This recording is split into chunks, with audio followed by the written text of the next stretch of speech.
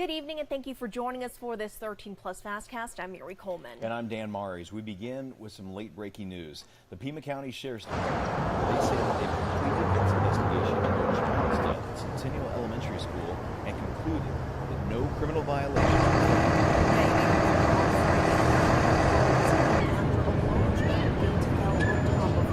Counselors are at the school this week to make themselves available to any students impacted by this tragic incident. And now to some traveling news. The big getaway day for Thanksgiving is tomorrow. It's going to be busy, but a lot of people are trying to beat the rush today, especially at airports. Yeah, and get this, about 88,000 people will go through Tucson International Airport alone. 13 News reporter John Macaluso reports from TIA tonight. 15 years, 3 months, and 9 days. That's how long it's been since Dr. Carla Law saw her brother. How excited are you right now? I don't even know. I'm like floating. She flew in from Buffalo and arrived earlier than expected. That's my twin brother. Despite the next couple days forecasted to be the busiest in years, she says this trip was the easiest one she's ever experienced. I didn't see it. And we were in O'Hare, so we flew out of Buffalo. Had a layover in O'Hare. The lines in Buffalo were fine. O'Hare was just regular travel. I mean, O'Hare you'd think would be something. Others we spoke to had a similar response. This one was really quick. The first one was long. So from Charlotte to Phoenix. So 4 hours. It wasn't too bad. Like, we had a lot of extra time that I wasn't expecting.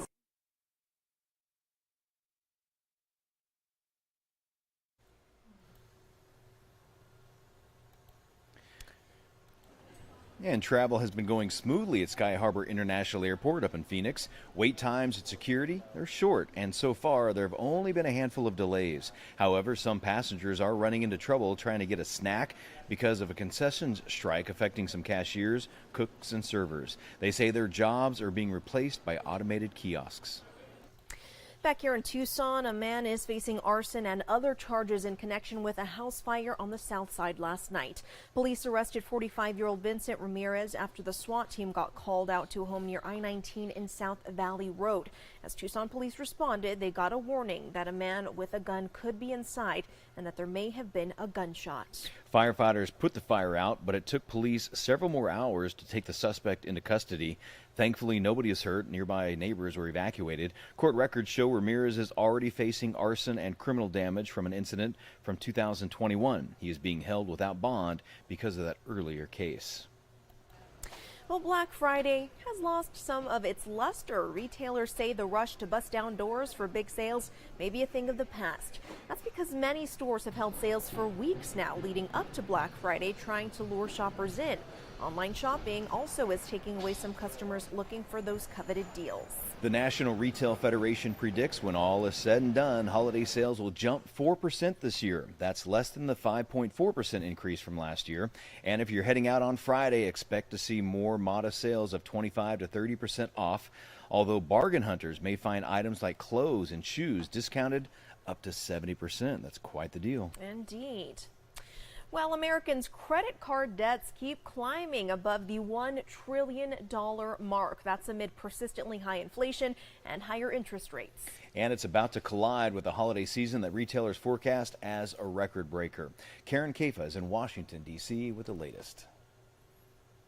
'Tis the season for spending, with retailers forecasting consumers will go big.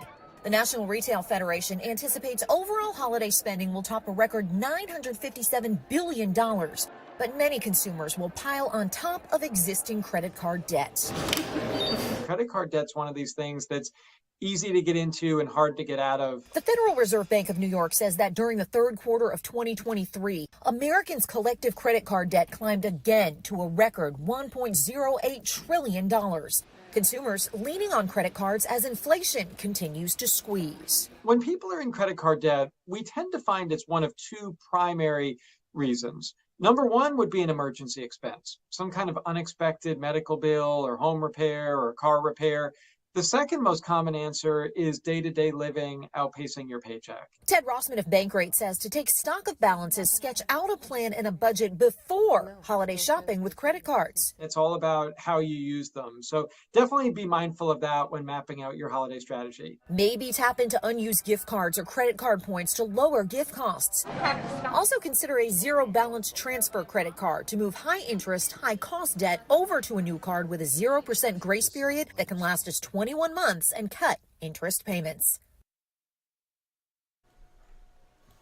Operation Santa is underway at the U.S. Postal Service. This week marks the earliest kickoff ever for the 111-year-old program. This helps ensure children's letters to Santa make it to elves and human helpers who help with gifts. Such a great program. To participate, kids need to use their full name, a return address, a stamp, and Santa's correct address. The Postal Service says it is 123 Elf Road, North Pole, the zip code 88888. If you want to help Santa and his elves with a child's letter, just check out the USPS website. Love that. Yeah. Well, switching gears for a second here, Dan, we want to talk about tonight's Crime Files story. This is part 2 of one that we started last week.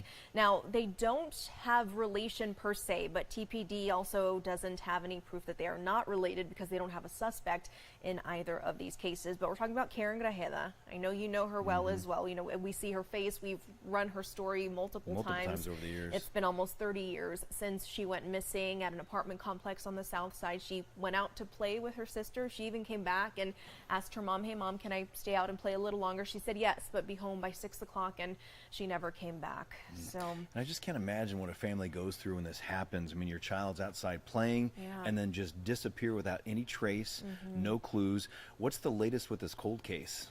well, they have received multiple tips, Tucson police that is, in this case. Some are very interesting. We're going to talk about those on 13 News Live at 10 so you can hear about that. But unfortunately, there hasn't been a lot of developments in this case. But as I mentioned last week, they're searching for a new suspect in the Estragolaz case, and they are hoping that finding that suspect might lead them to someone who has something to do with this case as well. Her family believed strongly that the man who we mentioned last week as well, Rodolfo Sereno Morales, who's in prison for related instances, they strongly believe that he had something to do with it. But tonight, we will speak to Karen's cousin, who sent a letter to him in prison wanting to know, hey, do you have anything to do with this? So we'll definitely talk about that tonight as far as any response and where TPD kind of stands with things. They also released an age progression photo a couple of years ago. So we'll show that to you as well, just to jog anyone's memory in this Hopefully case. it does. Absolutely. Right. Thank you, Mary. Yeah.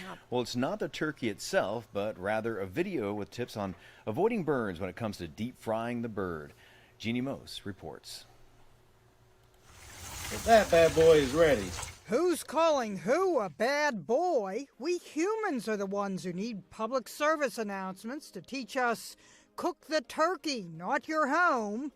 The annual PSA from the Consumer Product Safety Commission was even put to music. A banger to drive home the dangers of deep frying turkeys.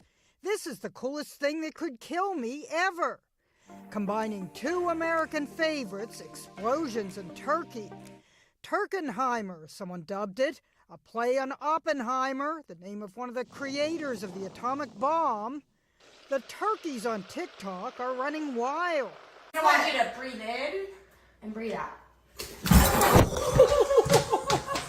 Attempting turkey breast compressions and injections of seasoning.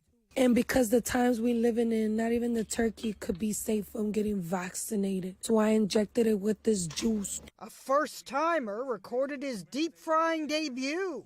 And now we about to hit the Crisco Disco with this bad boy right here. But this Crisco Disco Inferno almost burned his hand. Get it unhooked, dude. I couldn't get it unhooked. Some do the turkey strut over the deep-fried taste. So what are some turkey frying tips? Thaw the turkey, dry the turkey, don't overfill the pot with hot oil, keep away from structures. And if all this leaves you too chicken to deep fry a turkey, consider just wearing one. Jeannie Mose, CNN, New York.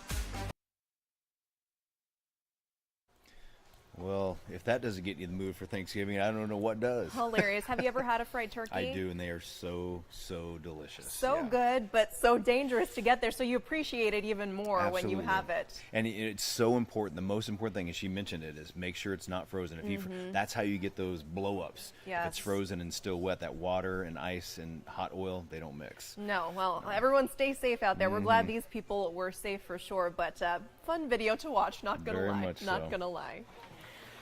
All right, well, switching some gears now, what side dishes do you plan to serve with your turkey this Thanksgiving? Are they pretty basic, or do you like to switch up the menu some years? From cranberry relish to sweet potatoes to green bean casserole, there are many options. Google has come out with a list of the most searched side dishes for each state. You know, I actually posted this question on my Facebook just a couple of hours ago, so head on over there and give us your answer. The data was compiled between October 6th and November 6th. Many states seem to love casseroles. The most searched one overall was green bean casserole. That's a good one. That's what won the state of Arizona. However, some states like Hawaii, Kansas, and Wyoming search for more unique side dishes like bruschetta, cucumber salad, and creamy polenta. I personally am old-fashioned. I love mashed potatoes with a ton of butter and some sour cream. That's the best. I am a green bean casserole girl, though. I really like it. So that's what won Arizona. But the thing is, it's not necessarily the favorite. It's saying which ones were searched for. The most. So maybe people in Arizona just feel like being, adventurous this year. There you go. You know? Yep. Well, thanks so much for joining us. We want to leave you tonight with a shot of the Tucson lights, the city lights from Mount Bigelow. We hope you all have a great evening, and will join us for 13 News Live at 10.